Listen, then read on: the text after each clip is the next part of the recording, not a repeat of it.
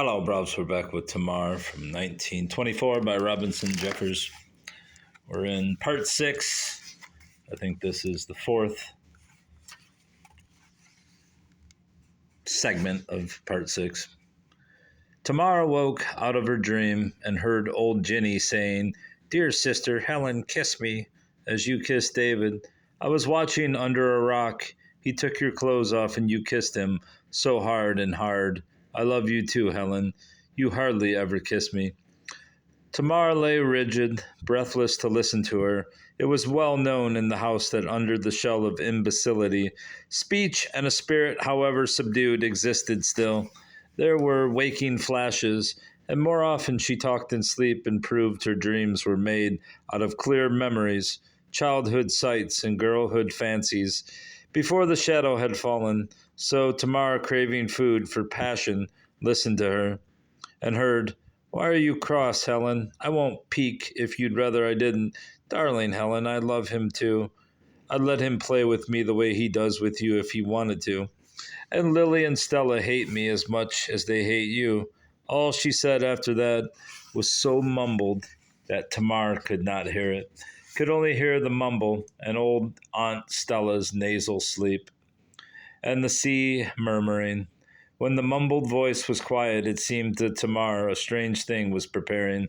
An inward pressure grew in her throat and seemed to swell her arms and hands and join itself with a fluid power, streaming from somewhere in the room, from Ginny, from Stella, and in a moment the heavy chair that Lee had sat in tipped up, rose from the floor, and floated in the place he had brought it from 5 hours ago.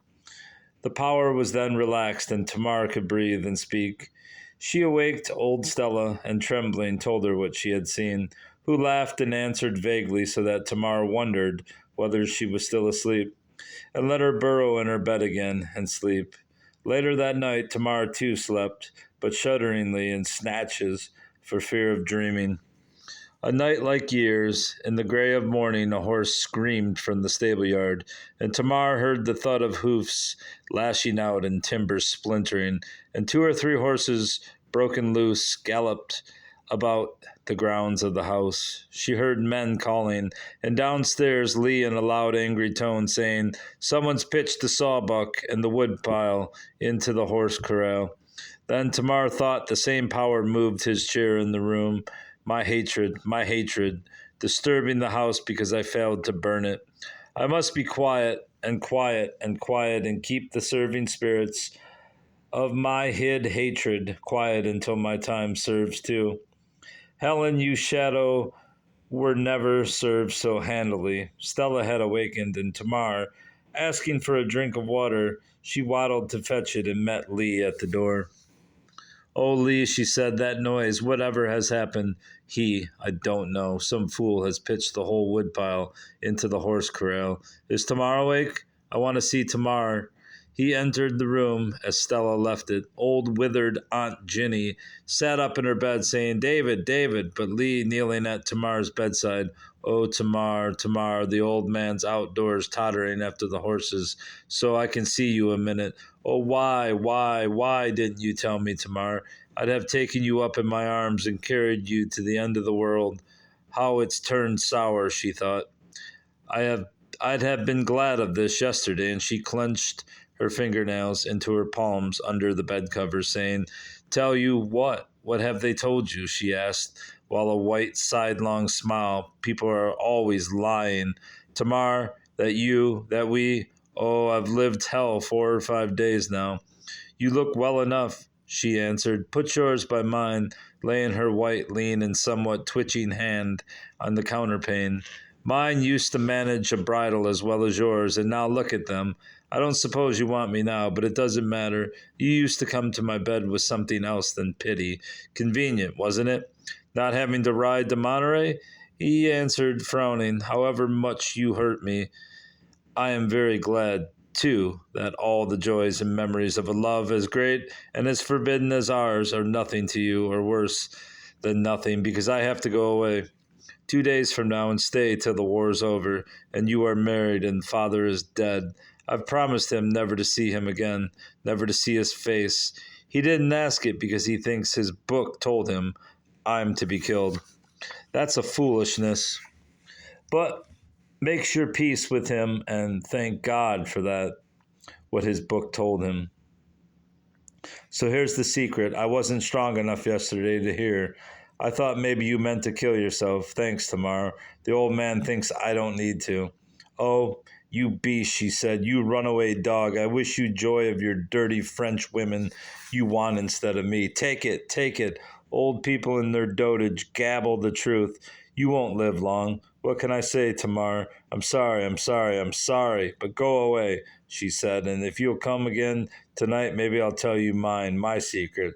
That morning, Ramon Ramirez, who watched the Caldwell cattle up in the hills, kept thinking of his vision of helmets carrying torches. He looked for tracks on the ridge where he had seen the riders cantering, and not a bush was broken, not a hoof mark scarred the sere grass. At noon, he thought he'd ride to Vogel's place, taking his lunch in the saddle, and tell someone about it. At the gap in the hill where storm-killed redwoods lined both sides, he met Johnny Cabrera with a flaming bundle of dead twigs and dry grass tied with brown cord. He smelled the smoke and saw the flames sag over on a little wind from the east and said in Spanish, "Hey, Johnny, are you out of matches?" Who answered, flashing his white teeth in a smile, "I'm carrying fire to Lobos, if God is willing," and walked swinging ahead, singing to himself the fool South Border couplet, "No tango tobacco, no tango papal, no tango dinero, God damn it to hell." And Ramon called, "Hey, Johnny," but he would not stop nor answer, and thinking life goes wild at times, Ramon came to the hill slope under Vogel's and smelled new smoke and saw the clouds go up. And this same Johnny, with two other men, firing the brush to make spring pasture. Ramon felt the scalp tighten on his temples and thought best not to speak word of either one of his visions. Though he talked with the men, they told him Tamar Caldwell was sick and Lee had enlisted. The afternoon was feverish, so temperate a seacoast, and terribly full of light. The sea, like a hard mirror, reverberated the straight and shining serpents that fell from heaven, and Tamar dreamed in a doze she was hung naked by that tight cloth bandage halfway between sea and sky, beaten on by both, burning with light. Wakening, she found she had tumbled the bedclothes to the floor and torn her nightgown to rags, and was all alone in the room and blinded by the great glare of sun in the western windows. She rose and shut the curtains, though they had told her she mustn't get out of bed, and finding herself able to walk, she stood by the little window that looked southeast from the south bay of the room, and saw the smoke of burning brushwood slopes tower up out of the hills in the windless weather like an enormous pine tree. Everybody but me has luck with fire, she thought to herself, but I can walk now, and returned to bed and drew the sheets over her flanks, but leaving the breast and the shoulders bare. In half an hour, Stella and old Ginny came into the room with the old man David Caldwell. Stella hastily drew up the sheet to Tamar's throat, but Tamar saying, "You left the curtain open, and the sun has nearly killed me," doubled it down again. And David Caldwell, trembling, "Will you attempt age in the very grave, uncovering your body to move the old bones that 70 years have broken and dance your bosoms at me through a mist of death? Though I know that you and your brother have utterly despised the bonds of blood, and daughter and father are no closer bound, and though this house spits out all goodness, I am old, I am old, I am old. What do you want of me?" He stood tottering and wept, covering his eyes, and beard with shaken old hands, and Tamar, having not moved, "Nothing," she said, "nothing, old man. I have swum too deep into the mud for this to sicken me, and as you say, there are neither brother nor sister, daughter nor father, nor any love this side the doorways of the damnable house. But I have a wild beast of a secret hidden under the uncovered breast, will eat us all up before Lee goes. It is a lie, it is a lie, it is a lie. Stella, you must go out. Go out of the room, Stella, not to hear the sick and horrible imaginations a sick girl makes for herself. Go, Stella. Indeed, I won't, David. You, it is still my house. To let you kill her with bad words, all out of the Bible, indeed I won't. Go, Stella, said Tamar. Let me talk to this old man and see who has suffered when you come back. I am out of pity, and you and Ginny will be less scorched on the other side of the door.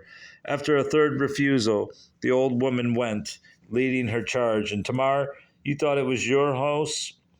It is me, they obey. It is mine. I shall destroy it. Poor old man, I have earned authority. You have gone mad, he answered. And she, I'll show you our trouble. You sinned, your old book calls it, and repented. That was foolish. I was unluckier. I had no chance to repent. So I learned something. We must keep sin pure, or it will poison us. The grain of goodness in a sin is poison, old man. You have no conception of the freedom of purity. Lock the door, old man. I am telling you a secret. But he, trembling, O God, thou hast judged her guiltless. The book of thy words spake it. Thou hast the life of the young man, my son. And Tamar said, tell God we have revoked relationship in the house. He is not your son, nor you my father. Dear God, blot out her words. She has gone mad. Tamar, I will lock it, lest anyone should come and hear you, and I will wrestle for you with God. I will not go out until you are his. He went and turned the key, and Tamar said, I told you I have authority. You obey me like the others. We pure have power. Perhaps there are other ways, but I was plunged in the dirt of the world to win it. And oh, Father, so I will call you this last time, dear Father, you cannot think what freedom and what pleasure live in having abjured laws, in having annulled hope. I am now at peace. There is no peace. There is none. There is none. There is no peace but his, he stammered, but God's. Not in my arms, old man. On these two little pillows, your son found it there, and another, and dead men have defiled me. You that are half dead and half dying. Look, poor old man, that Helen of yours, when you were young, where was her body more desirable, or was she loving Lovinger? What the hell is Lovinger? Lovinger than I. You know it is 40 years ago that we revoked relationship in the house. He never forgives. He never forgives. Evil punishes evil with the horrible mockery of an echo. Is the echo louder than the voice? I have surpassed her. Yours was the echo. Time stands still, old man. You'll learn when you have lived at the muddy root under the rock of things. All times are now. Today plays on last year, and the inch of our future made the first morning of the world. You named me for the monument in a desolate graveyard, fool. And I say you were deceived. It was not of me. It was out of me that fire lit you and your Helen, your body joined with your sister's. Only because I was to be named Tamar and to love my brother and my father, I am the fountain. But he, shuddering, moaned, you have gone mad. You have gone mad, Tamar, and twisted his old hands, muttering, I fear hell. O Tamar, the nights I have spent in agony, ages of pain when the east wind ran like glass under the peeping stars, or the southwest wind plowed in the blackness of the tree. You, a little thing, has driven you mad, a moment of suffering, but I, for more than 40 years, have lain under the mountains and looked down into hell. One word, she said, that was not written in the book of my fears. I did indeed fear pain before peace found me, or death, never that dream. Old man, to be afraid is the only hell, and dead people are quit of it. I have talked with the dead. Have you with her? Your pitiful Helen? She is always all about me. If you lay in my arms, old man, you would be with her. Look at me. Have you forgotten your Helen? He in torture groaned like a beast, but when he approached the bed, she laughed. Not here, behind you. And he blindly clutching at her, she left the coverlet in his hands and slipping free at the other side saw in a mirror on the wall her own bright throat and shoulder, and just beyond them the haggard open-mouthed mass, the irreverent beard and blind red eyes. She caught the mirror from its fastening and held it to him reverse. Here is her picture, Helen's picture. Look at her. Why is she always crying and crying? When he turned the frame and looked, then Tamar. See, that is her lover's, the hairy and horrible lips to kiss her, the drizzling eyes to eat her beauty. Happiest of women, and if only he were faithful. He is too young and wild and lovely, and the lust of his youth lead him to paw strange beds. The old man turned the glass and gazed at the blank side, and turned it again, face towards him. He seemed drinking all the vision in it, and Tamar, Helen, Helen, I know you are here present. Was I humbled in the night lately, and you exalted? See here your lover. I think my mother will not envy you now, your lover, Helen, your lover, the mouth to kiss you, the hands to fondle secret places. Then the old man sobbing, it is not easy to be old, mocked, and a fool. And Tamar, what, not yet? You have not gone mad yet? Look, old fellow, these rags drop off, the bandages hid something, but I'm done with them. See, I am the fire burning the house. What do you want? What do you want? He said, and stumbled toward her, weeping, only to strangle a ghost and to destroy the house. Spit on the memory of that Helen, you might have anything of me. And he, groaning, when I was young, I thought it was my fault. I am old, and know it was hers. Night after night, I have lain in the dark, Tamar, and cursed her. And now I hate her, Tamar. Oh, said Tamar gently, it is enough. She has heard you. Now unlock the door, old father, and go, and go. Your promise, Tamar, the promise, Tamar. Why I might do it, I have no feeling of revolt against it. Though you have forgotten the fear of hell, why should I let you be mocked by God? And he, the stumpage of his teeth knocking together, you think, I'll go to the stables and a rope from a rafter, finish it for you? Dear, I'm still sick, she answered. You don't want to kill me. A man can wait 3 days. Men have lived years and years on the mere hope. Meanwhile, the two old women sat in their room. Old Stella sat at the window looking south into the cypress boughs, and Ginny on her bed's edge, rocking her little withered body backward and forward, and said vacantly, Helen, what do you do the times you lock the door to be alone, and Lily and Stella wonder where David's ridden to? After a while, she said again, do tell me, Sister Helen, what you are doing the times you lock the door to be alone, and Lily and Stella wonder where David's ridden to. And a third time she repeated, darling Sister Helen, tell me what you are doing the times you lock the door to be alone, and Lily and Stella wonder where David's riding. Stella seemed to awake, catching at breath, and not in her own voice. What does she mean? She said. My picture. Picture? Oh, the mirror. I read in a book, Ginny, a story about lovers. I never had a lover. I read about them. I won't look, though, with all that blind abundance, so much of life and blood, that sweet and warming blaze of passion. She has also a monkey in her mind. Tell me the story about the picture. Ugh, if she plans to humble herself utterly, you may peek, Ginny. Try if you can. Shut both eyes, draw them back into your forehead, and look. Over the eyebrows. No, like this, higher up where the hairs grow. Now peek, Jenny. Can't you see through the walls? You can. Look, Ginny, as if they'd cut a window. I used to tell you that God could see into caves. You are like God now. Peek, Ginny. I can see something. It's in the stable. David's come from Monterey. He's hanging the saddle on a peg there. Ginny, I shall be angry. That's not David. It's Lee. Don't look into the stable. Look into the bedroom. You know, Ginny, the bedroom where we left Tamar on the bed. Oh, that's too near. It hurts me. It hurts my head. Don't scold me, Helen. How can I see if I'm crying? I see now clearly. What do you see? I see through walls. Oh, I'm like God, Helen. I see the wood and plaster and see right through them. What? What are they doing? How can you be there and here too, Helen? It's Tamar. What is she doing? I know it's you, Helen, because you have no hair under the arms.